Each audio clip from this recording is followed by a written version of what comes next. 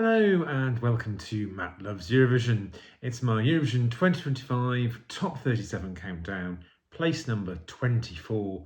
It's France, Louane, Maman.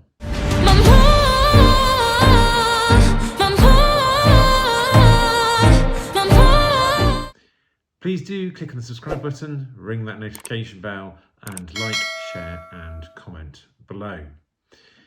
This is the first appearance of a Big Five or automatic qualifier in my countdown this year. And somewhat ironically, France is actually the highest place in the betting odds of those 6 entries. Now, they do have good grounds to feel confident though. While it is a long time since they got the last of their 5 victories, their delegation is in a very good run of form. They've had 2 top 5 placings in the last 4 years, and the same delegation is also responsible for in the Junior Eurovision Song Contest, and they have had enormous success there with 3 wins in the past 5 years. So can Louane help give France their 6th victory and their first since 1977? Now, Louane is a singer-songwriter. Her first breakthrough came in France's The Voice. Again, as many of our artists at Eurovision these days have their breakthroughs in these sorts of contests. And that was in 2013, where she reached the semi-finals. She then had success in acting, and she won a César in her first film role in 2014. Now, Césars are the French equivalent of the Oscars or the British BAFTAs. Now, she's carried on both singing and acting since then, though I think I'd safe to say the singing has probably taken a slight priority, although she has carried on doing acting or voice acting as well. In terms of the singing side, on the music business side, all 5 of her released albums in the past 10 years have reached the top 10 in the French album chart, and indeed the first 2 of those reached number 1. Now, she was internally selected to represent France this year, and her self-penned song Maman was debuted during the interval as the interval act of France's final Six Nations rugby match this year at the Stade de France. It was also the last song to be released for this year's contest, not including kind of the tweaks and revamps that we've had that came a bit later. Now, Maman is very much in, I think, the genre of sort of grand French female solo ballads, though it is one that is deeply personal to Louane. She's the sole writer or lyricist of the song, and she is the co-composer with one other person. And actually, that other composer was also involved in what was the prequel to the song, or the fact that this song is a sequel to a 2015 song of exactly the same name, Maman.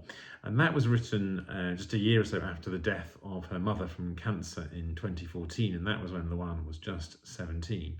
Now, that first Maman was understandably very downbeat and full of grief and pain. This sequel is more positive, and it references that she herself is now a mother. Now, I think the story behind the song is one of its greatest strengths.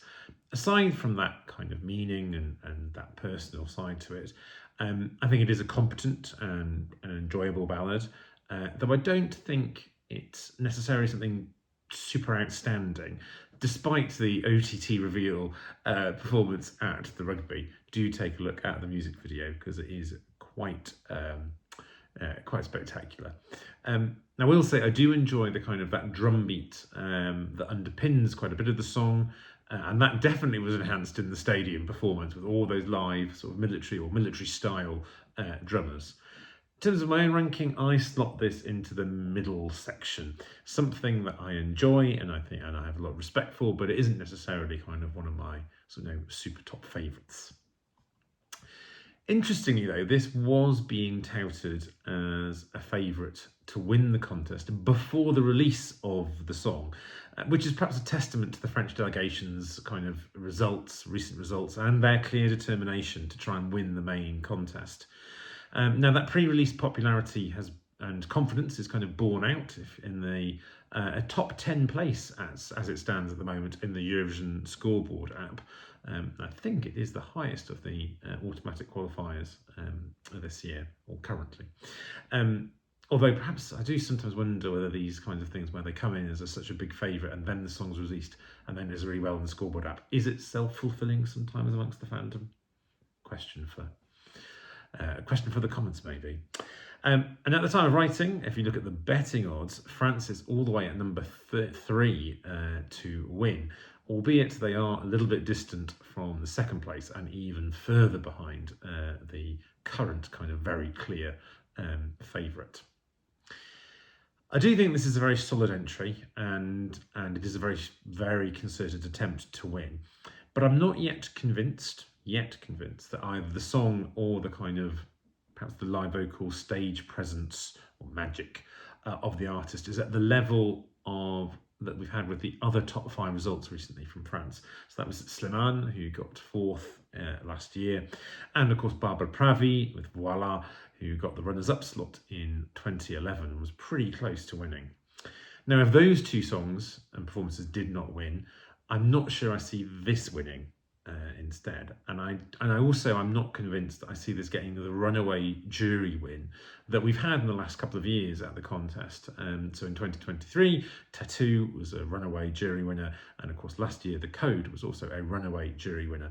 I'm not sure this is necessarily, I think it could win the jury, but I don't necessarily see it's like so far above those other kind of jury-friendly songs, Italy, Switzerland, and there may be others. Who knows? Even the UK might do well with the juries. I think there are others in the mix, and Austria for that matter. There are a number of songs in the mix there. I think that I just don't see at the moment that this is necessarily stands so far above those.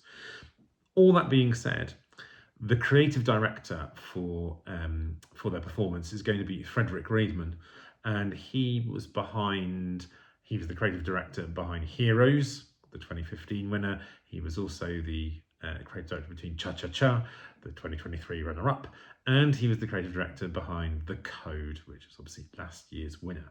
So I think whatever else I may say or think about it, or anyone else says or thinks about it, the ambition is definitely there. And of course, you can read about this on my website. There's also the embedded music video is there as well. So take a look on www.mattloveseurovision.com for that. And do tell me what you think about the song, or how you feel about it, how you think it will do. All of those, please do drop me a note in the comments. And you'll see me again soon on the countdown. Take care.